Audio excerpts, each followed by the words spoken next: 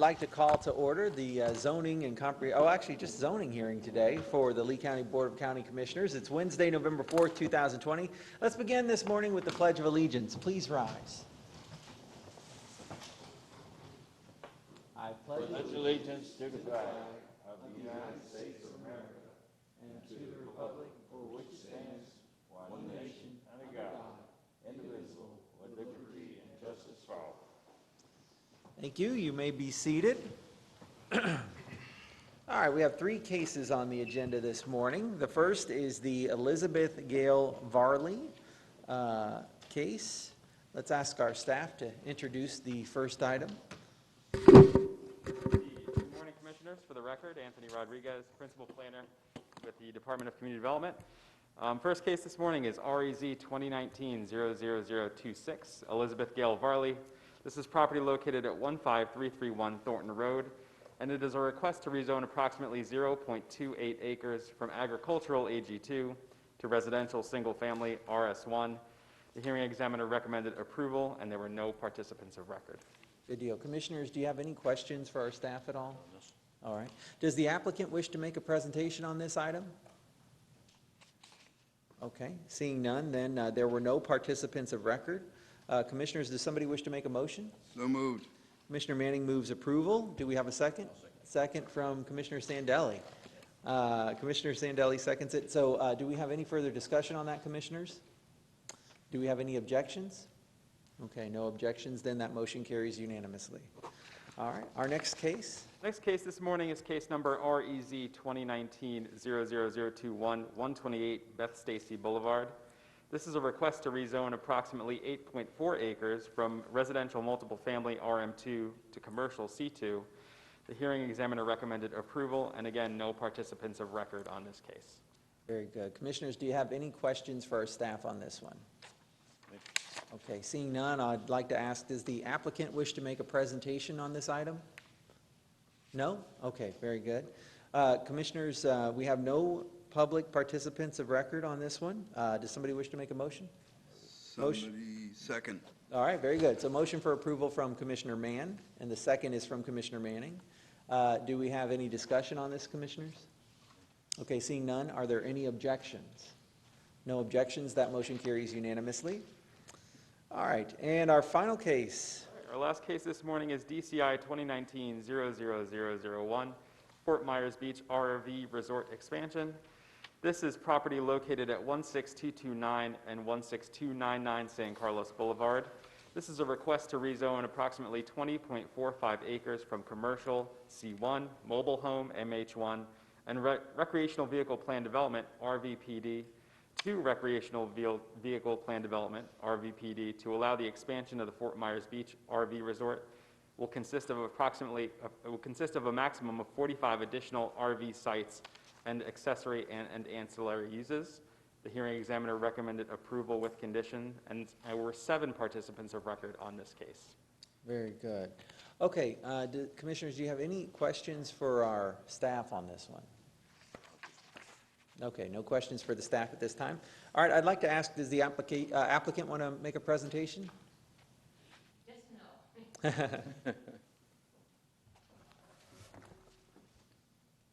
Good morning. Good morning. Neil Montgomery for the record. I want to go through a few brief items. We do have a PowerPoint. I don't know that I want to go through it. I do know that Mr. Forgey and Ralph Brooks are here who presented to the hearing examiner, so I'd rather be specific and address any questions you may have after they speak. I agree with Anthony. We're here just on 5.58 acres, and it's currently zoned mobile home and C1, which is commercial. And the HEC's found with the conditions she has imposed that there's a greater separation with a buffer with the proposed zoning between the units and the existing residential than there would be with the current zoning. So she saw it as an improvement in terms of that separation. And if you look at page 5 of the hearing examiner, she says there can be little question that the proposed RV use is compatible with adjacent mobile homes and RVs. So I think she addressed the compatibility question. She also talked about character on page 4. The character of the area consists of industrial and commercial along San Carlos Boulevard with mobile homes and RV park behind. So she said, we're consistent with the character of what's already out there. And I want to make a point that the hearing examiner made a point of going out and visiting the site before our first hearing. We had our first hearing. Mr. Forgy and Mr. Brooks raised some issues, so she went back out in between the first hearing and the second hearing so she could evaluate the situation based on their comments to see, you know, how their issues actually looked on the ground. She also found that it's consistent with the comp plan, and she imposed conditions and cross-sections which are in your package under Exhibit B, so you can see the graphic that shows how we're further apart, and you can see she has specific attachments on cross-sections for the buffers and everything. So she finds, she says, this is a quote on page 6, the hearing examiner carefully reviewed all exhibits to ensure the requested development sufficiently protects the neighbors. The cumulative effect of the proposed conditions satisfies the lead plan directive to minimize potential impacts on existing residents.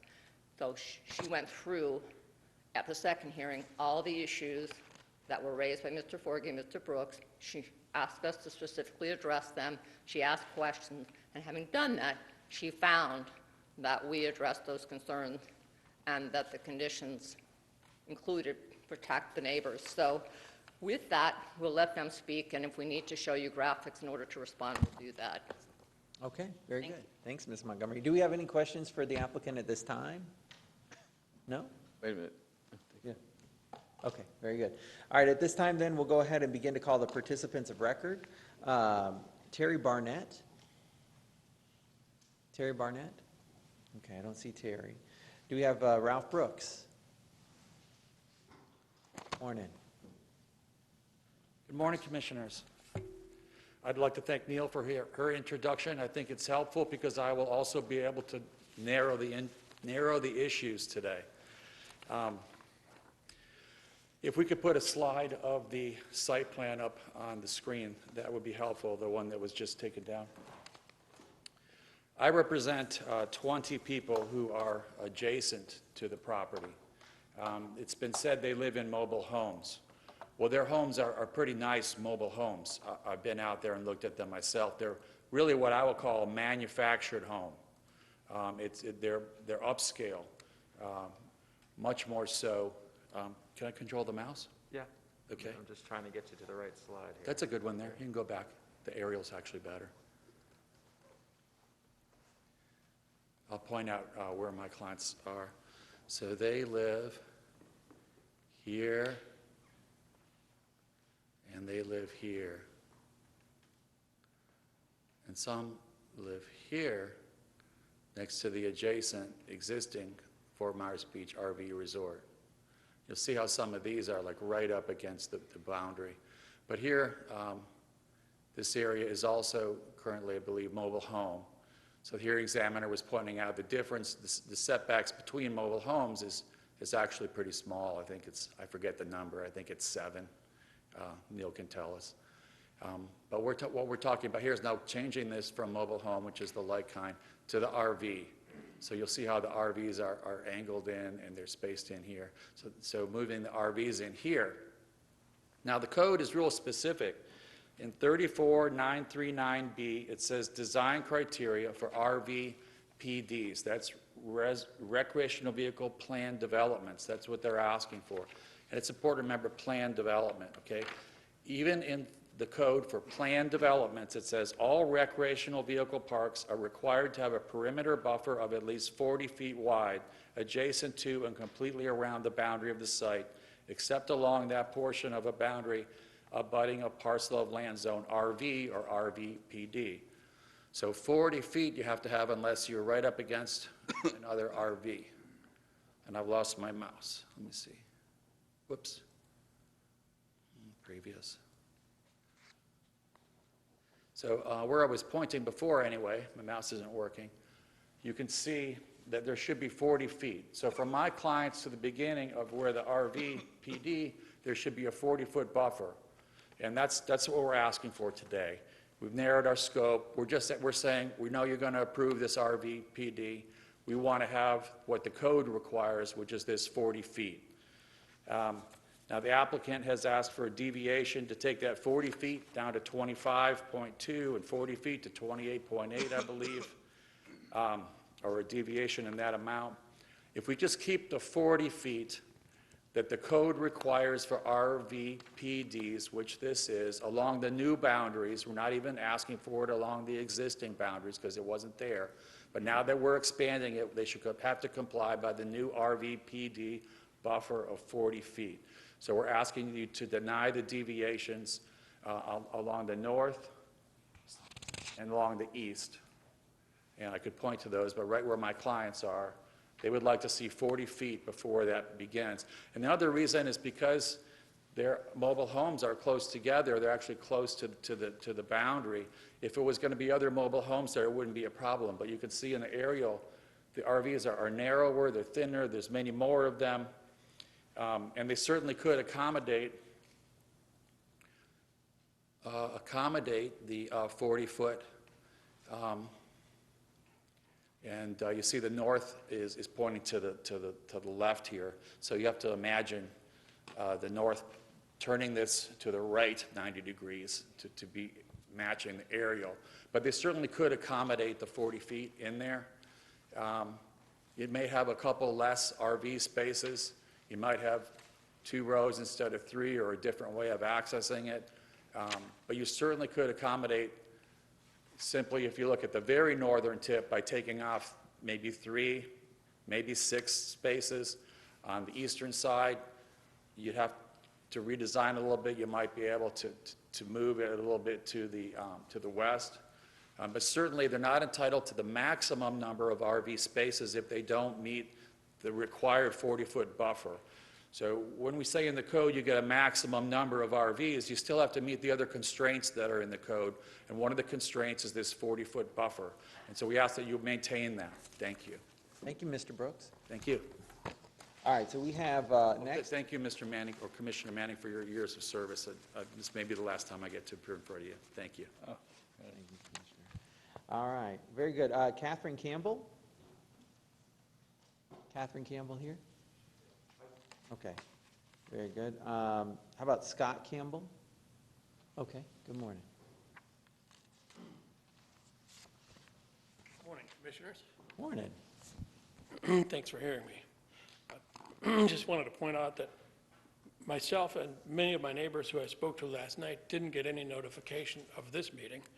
And we had attended the first meeting, as to which we had to stop our conversations. We got to say nothing at the second meeting, so I'll try and bring up a few points.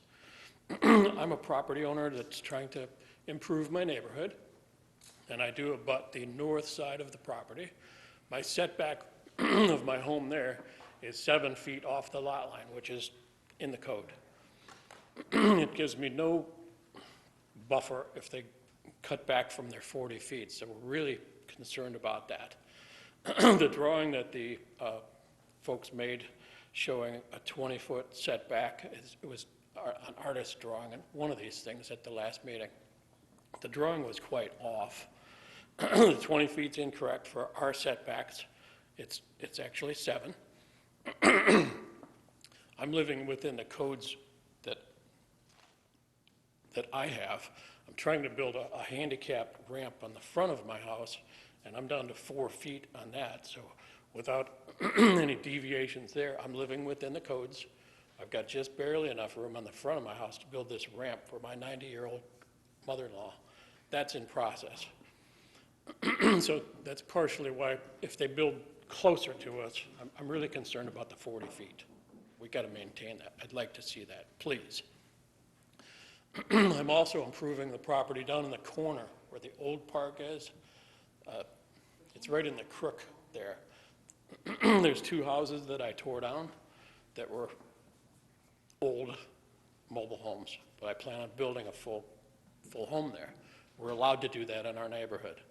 It doesn't have to be a mobile home. It can be a full-size house.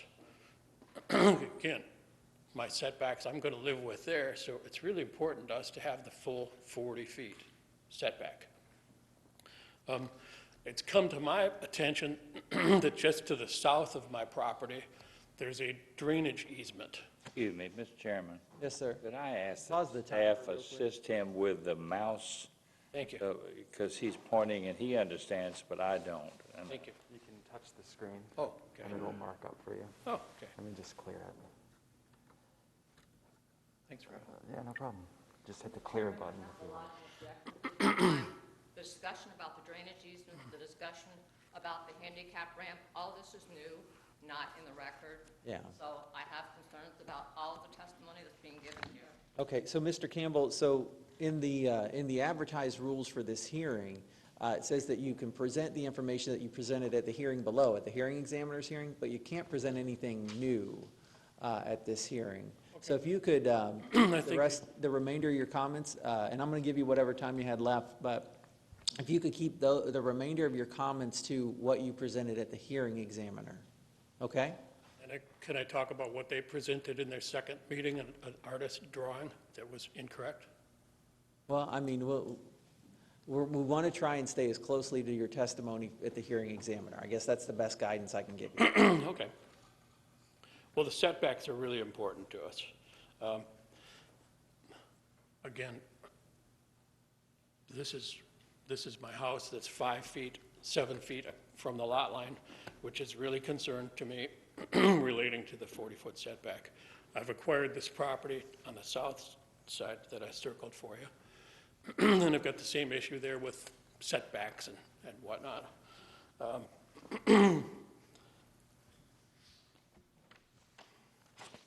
I realize that I can't really tell you a whole lot more, but if I can't bring up anything new, I can't remember what was talked about at the first meeting. We're just trying to improve our neighborhood, and it would be helpful if they could live within their guidelines too.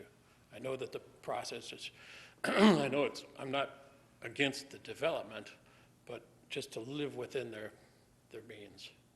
It really affects us in our neighborhood. Okay. Thank you. Very good. Thanks, Mr. Campbell. All right, let's call our next speaker.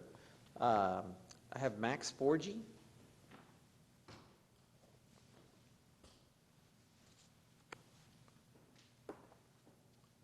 Let's see, how do I get back to the,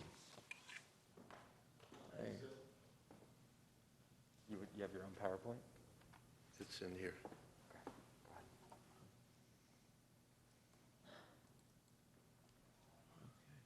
And if you could start the timer over again, or, okay. Good morning, Commissioners. Max Forgy, 4704 Vincennes Boulevard, Cape Coral, representing Mr. and Mrs. Campbell as a planner.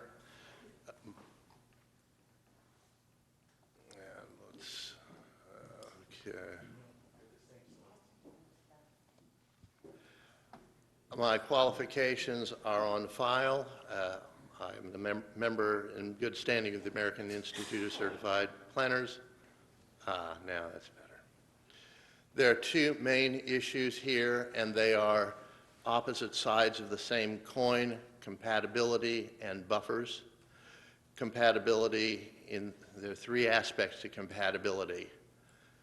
The first is state law defines compatibility as a condition in which land uses or conditions can coexist in relative proximity to each other in a stable fashion over time so that no condition is unduly negatively impacted. The long-term coexistence has not worked so far. The existing RV park activities encroach to and beyond their property line, and this was testified to in the earlier hearings by the neighbors. The neighbors will have no impact on this development. This development will impact them.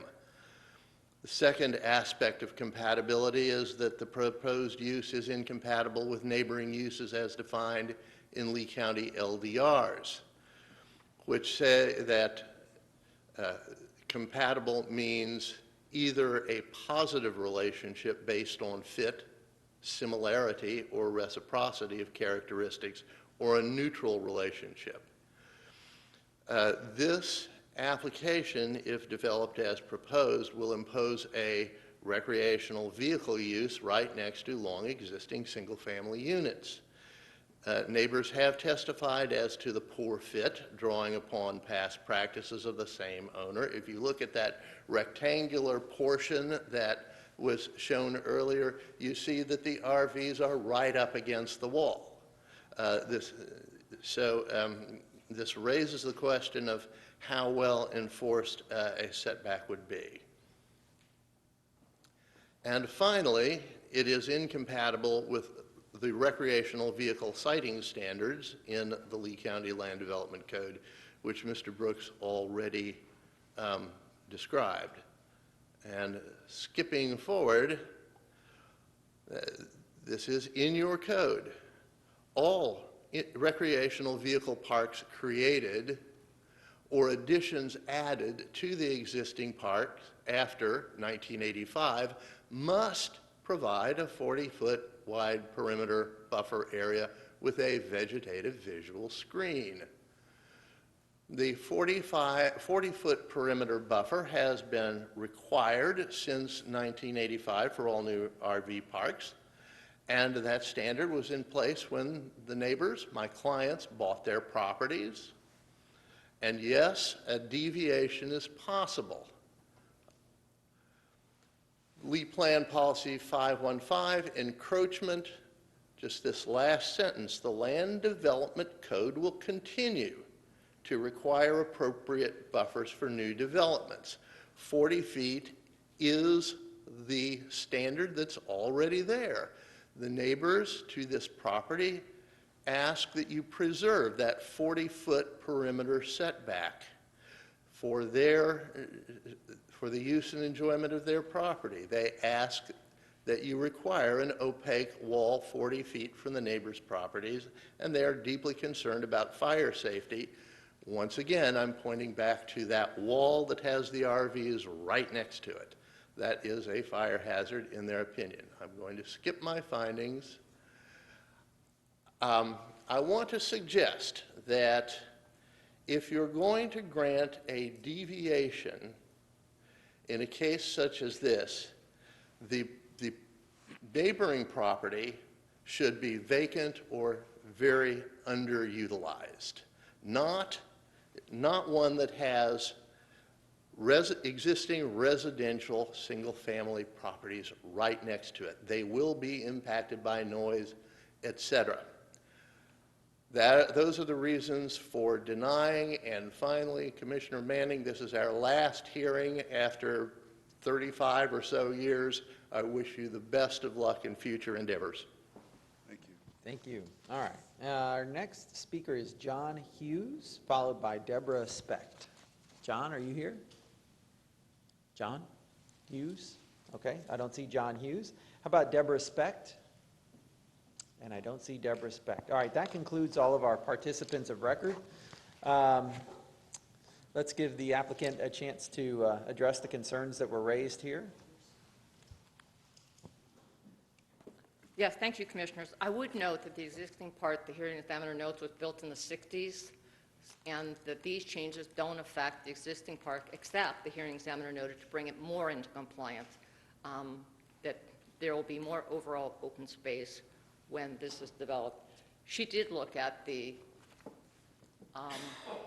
40-foot buffer and what was proposed, and she noted that, and that's why she made it provide the cross-section, there'll be a minimum of 85.2 feet between the nearest residence and an RV on the north, and 77.9 feet on the east, which was far greater separation than you would have had you had the existing zoning with a mobile home. And so she evaluated the enhanced buffer and the significant separation, and that's why she required us to submit those cross-sections, and she attached them. The fire issue was raised before. There's no hydrants for the folks who are there. Sufficient fire suppression and hydrants will be provided with this development. So the issue of trespassing, vegetative buffer, fire were all evaluated, and all the issues that Mr. Forgy and Mr. Brooks raised, That was why the hearing examiner went out to look at what was really happening on the ground. So she wasn't relying on what we said, she wasn't relying on what they said, she was relying on what she observed on the ground. And again, her conclusion is that this is consistent with the comp plan. If you need Mr. Van Buskirk to run through the cross-sections for you, he can do that. If not, we'll stop talking. Neil, Mr. Jacobs, yeah. can you discuss the buffer, the plantings within the buffers? I'll let Peter do that since Okay. all I do with plants is kill them, so I shouldn't talk about them. Good morning. I'm Peter Van Buskirk. I'm a licensed professional civil engineer with the state of Florida. I'm also a certified planner with the firm of Kimley Horn and Associates. We developed these cross-sections at the request of the hearing examiner to really define exactly what we were proposing because it was brought up as an issue. One of the issues that was brought up was concern about people from this site walking through the neighbors' properties to get to different areas. I think what we actually looked at it like that it might be the opposite because we're closer to the commercial out on San Carlos. But to allay that concern and to help increase the opacity of the buffer, we agreed to put up a 6-foot opaque fence within this landscape buffer. The landscaping within these buffers are going to be the same plantings that would be required in the 40 feet. So if it required 10 trees per 100 feet, there will be 10 trees. If it required 60 shrubs in 100 feet, there will be 60 shrubs. There's no reduction in the plantings within the buffer. It's just the width. And the one thing I'd like to point out is that if you look at this cross-section, this is the Pull north. that up so they can see the, go Okay, to the yeah. next one. This is the north property line. This is an aerial view of what the rendering would be like. So we have a property line on the other side of this buffer, and then we have our neighbors' homes. We'll have this 27 plus or minus foot buffer, our opaque fence, and then there's a green space, about approximately 10 feet. Then there's our 20-foot roadway before you even get to a site. So we won't have any sites backing up into our neighbors' backyards. And you'll see as I move through these, it's the same on the east side as well as the north. The sites are 70 to 80 feet back, so the actual RV and the activity in these sites are twice the 40-foot that would be required. I mean, we could have sites backing right up to that buffer line, but we don't. We have this roadway in between where there would not be any activity for the most of the day. This would be the east side. Similarly, again, this 27.9-foot buffer, the opaque fence, 20-foot pavement, and then you have your RV site, and there's a setback of 15 feet before you can even get to the RV itself. So you can see we have, from the property line, 67 feet. From the home would be 87 feet if it was at the 20-foot required setback. Now, the neighbor says that he's only at 7. I don't know if they considered that a side yard, because that would be a side yard setback. So that would put him 13 foot closer if he's correct about that. But again, we're providing almost 70 feet from the property line to an RV site. Again, this would be an aerial rendering of that section there. And I think the important thing that we brought up to the hearing examiner, which I think she understood in putting her report together, is that currently the property is zoned MH1. We feel there's 20-foot required setback. So if we develop this as MH1, we could have a 20-foot setback from our homes with no required buffer at all.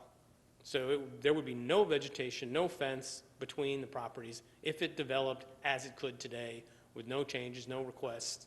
It could move forward like this. So again, we feel that we've provided a benefit by an increased buffer from what they would have today. We've agreed to put up the opaque fence to, again, enhance that buffer as well as to keep anybody from moving from our site into their property or vice versa. So we feel like we have listened to the neighbors, what their concerns were. We added the fence. We produced these sections. These were part of the report. We're part of the zoning resolution to know that we will build this in compliance with the approved resolution. Any questions, commissioners, for I the do. applicant? Yeah, Commissioner Mann? Would you go back to the previous picture you were, yeah, that. I still don't understand the 40-foot required setback that y'all are asking us to make an exception to. Can you indicate on this overhead where the 40-foot starts and stops? Yes, Commissioner. So the 40-foot buffer would start at the property line, which would be basically the outside of what we're showing as the vegetative buffer that we will be installing per the requirements if it were a 40-foot buffer. Now, that line would start at the property line. My mouse isn't cooperating here. Hang on. I don't know why it's not working. There. So the 40-foot would come out this way, and I might be able to better show it on this. So starting at the property line, the code says you have to have a 40-foot buffer to an RVPD. Again, we've requested a deviation, which was approved by staff, approved by the HEX, to have a 27.9-foot buffer along the east side of the property. And it's a minimum 27.9 because the property does deviate away. And then as part of that request, we agreed to put in the 6-foot opaque fence to help to buffer that. The point I'm also making is that where we could have RV sites at 40 feet from the property line, because of the way we have it set up with the road between the buffer and the RV site, we're going to have 67.9 feet from the property line to the first RV that would be the closest RV to their site. I thank you for that further explanation, but it still did not answer my, I thought was a pretty simple question. Could you show on your overhead here what the 40 feet, I'm trying to compare the required 40 feet with what y'all are suggesting as an alternative on the same overhead so that it makes sense to me. Yeah, we do not have an exhibit that would overlay that. You've got the little arrow that you've been rolling all around there, and that's what I'm trying So to. I guess then to answer, I think, what you're asking, so here you can see from the property line, we come out 27.9 feet, okay, so almost 30 feet. And then you can see there's a 40-foot roadway easement. If you took this 40-foot and moved it over here, it would come out to approximately here. That would be the required 40-foot buffer. From that point, we could have RVs, whatever activities we wanted within our property. Right there. Right there, At correct. the end of the 40 feet. Correct. So for instance, the RV I'm looking at on the right side of that overhead could be pushed right against that 40 feet. Correct. Yes, and we would not need a 6-foot opaque fence with the 40-foot buffer. And what kind of plantings, shrubbery would be required for the 40 feet without these exceptions? A typical section of that, I don't.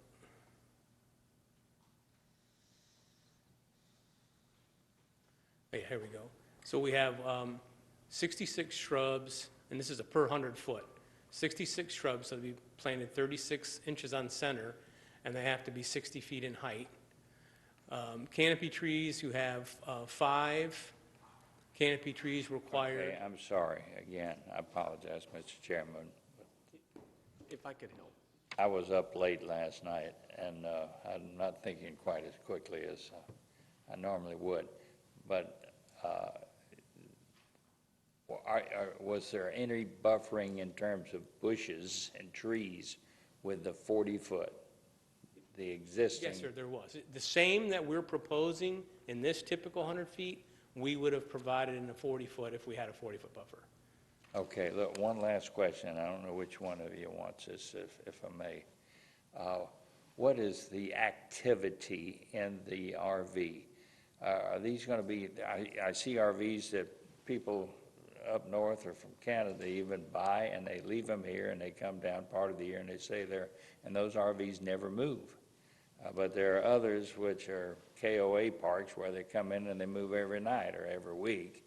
And Yeah, there's this all is- kinds of activity. What is the nature of this RV park? It's a transient park, so they won't be allowed to stay here. 6 months, what does transient mean? Longer than 6 months. Longer than, You mean shorter, not more than 6 months? Can't be here longer than 6 months. Okay, so there will not be daily, weekly, routine comings and goings of these vehicles in all likelihood. We don't know who's going to be the market, who are we renting to? I'm just trying to get an idea what the activity here is on a typical day or week that's going to be. Mr. Campbell, I'm sorry, we got to stick with the applicant and the attorneys. Right? We have the operator of the park here. What we're talking about here is the impact on the existing neighbors. And I'm just trying to find out what's going on in this park. The transient sites cannot be occupied more than 6 months. There can be weekly, monthly, up to 6 months activity here in these sites. The existing sites, there's a mixture of transient and non-transient in the existing RV park. So some of those are permanent, some are transient. These sites here, we agreed to have transient sites. Thank you. And I'll go back to the fact the existing part was built in the 60s before you had any regulations, so what happened there is not what's going to happen here. What other questions do we have for the applicant, commissioners? Any other questions? All right, I thank you very much for your presentation. All right, at this time, commissioners, does somebody wish to make a motion so that we can have discussion?